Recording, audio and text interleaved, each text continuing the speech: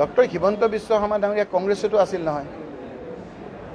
মই ভাবোঁ যে সেইজন মুখ্যমন্ত্ৰী এজন নহয় নেকি তেনেকুৱা লাগে। এই যে এবাৰ কৈছিল কি ডাবল কি কয় এজনক যে দুজন হেৰিকে ডাবল কি কয় পাহৰি গৈছে, বডি ডাবল। মই ভাবোঁ যে এজন মুখ্যমন্ত্ৰী যিজন আপোনাৰ কংগ্ৰেছত আছিল সেইজন নহয়, এজন বডি ডাবল। এজন সেইখন মুখ্যমন্ত্ৰী হ'লে সেই ধৰণৰ কথা আৰু আজিৰ কথাৰ লগত নিমিলে। এইজন বডি ডাবল হিমন্ত বিশ্ব শৰ্মা মুখ্যমন্ত্ৰী বুলি মোৰ, কাৰণ সেইজনৰ কথা বতৰা মই শুনাই দিম আপোনাক। তাই সেইদিন তেতিয়া কেনেকৈ টুপি পিন্ধি ক'ত কি কৰিছিল মোৰ তাত ৰেকৰ্ডটো আছে। সেইজন এইটো নহয় লাগে, বডি ডাবল তেওঁ। সেইকাৰণে তেওঁ এতিয়া ৰাতি আপুনি চাব অলপ ক্ষীণাই গৈছে মানুহজন। মই ভাবিছিলোঁ আজিকালি ইণ্টাৰমিডিয়েট ফাষ্টিং কৰে, ভাবিছোঁ নাখাই নবৈ ক্ষীণাইছে। পিছত দেখি বহুতে কৈছে নহয়, ৰাতি উঠি বোলে কয় গৌৰৱ গগৈ জাপ মাৰি দিয়ে বোলে। গৌৰৱ গগৈৰ চাহটোকে বাঘটো দেখা হৈছে।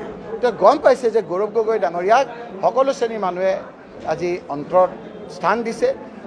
যে মুখ্যমন্ত্ৰী ডাঙৰীয়াই তৰুণ গগৈৰ নিচিনা মানুহক, যিজনক তেওঁ হাতত ধৰি তেওঁক MLA বনালে। হিতেশ্বৰ শইকীয়া ডাঙৰীয়াও টিকেট দিছিল, সেইবাৰ তেওঁ হাৰিছিল। MLA বনালে, ষ্টেট মিনিষ্টাৰ বনালে, কেবিনেট মিনিষ্টাৰ বনালে, দিল্লীত গৈ চিনাকি হ'ল, বিভিন্ন আৰু কি হ'ল কি নহ'ল এইবিলাক নকওঁ। সেইজন মুখ্যমন্ত্ৰী তৰুণ গগৈক যেতিয়া বিভিন্ন ধৰণেৰে তেওঁ এনেধৰণে কথা ক'ব পাৰে, গতিকে এইজন সেইজন মুখ্যমন্ত্ৰী নহয়।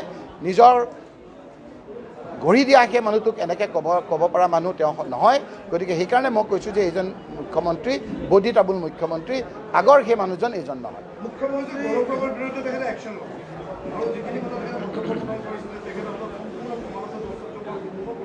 ছেপ্টেম্বৰটো কিয় ভুল কৈ আছে? কিয় বিয়া নেকি কাৰোবাৰ? ছেপ্টেম্বৰ কি আছে মই বুজি নাপাওঁ। ছেপ্টেম্বৰত কিয়? ছেপ্টেম্বৰত মানে তেওঁক বোধহয় হাইকমাণ্ডে বিজেপিয়ে কৈছে যে ছেপ্টেম্বৰলৈকে কিবা এটা কৰিলে কৰ, নহ'লে তোৰ যিটো বদনাম হৈছে, তোমাৰ যিটো বদনাম হৈছে 10 ছেপ্টেম্বৰত তোমাৰ মুখ্যমন্ত্ৰীটো যাব।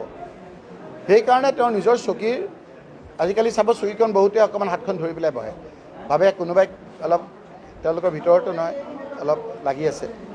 গতিকে